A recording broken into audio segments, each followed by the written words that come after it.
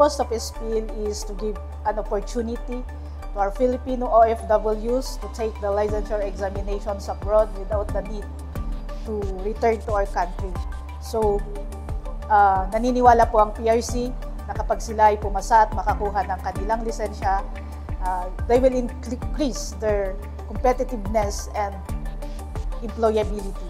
Ang pagkakaroon kasi ng lisensya sa PRC, maipapakita nito na sila ay isang competent na Filipino professional at ang ibig sabihin po nito ay kaya nilang magkipagsabayan sa pandaigdigang merkado ng mga professional.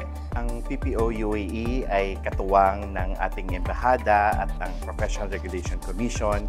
Kasama din po ang ating Department of Migrant Workers Office sa pagpapalaganap ng impormasyon upang ma-share po natin yung information about the Special Professional Licensure Examination this 2025.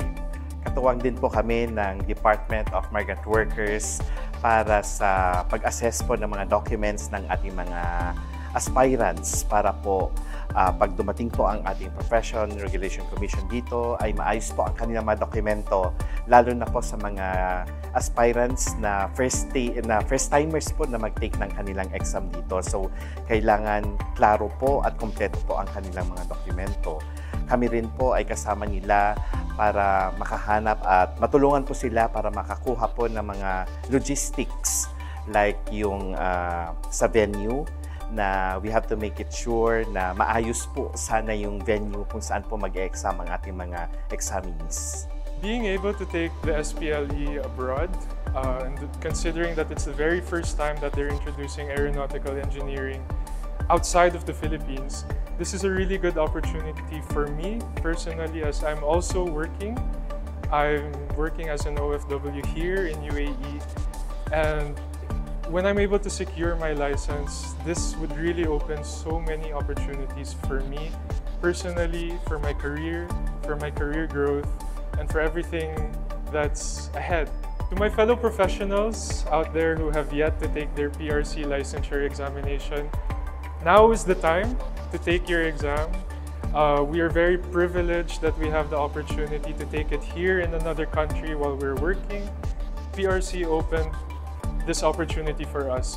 So I encourage everyone, for those of you who are thinking about taking your licensure examination, this is a very good opportunity that you should grab.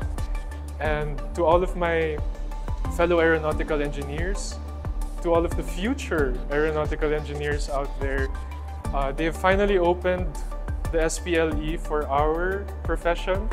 This is the first time, and this will be the first of many. We have been made welcome, and we're so thankful to PRC for this opportunity, the first of many, and we congratulate PRC and everyone else for this successful licensure examination.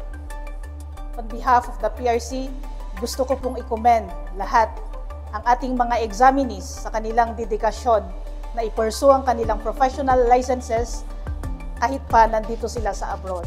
Proud po kami sa inyo at lagi ninyong tandaan na nandito ang PRC para kayo'y gabayan upang maging isang ganap na professional. Good luck and mabuhay po tayong lahat. Thank you. SPLE 2025! Woo! SPLE!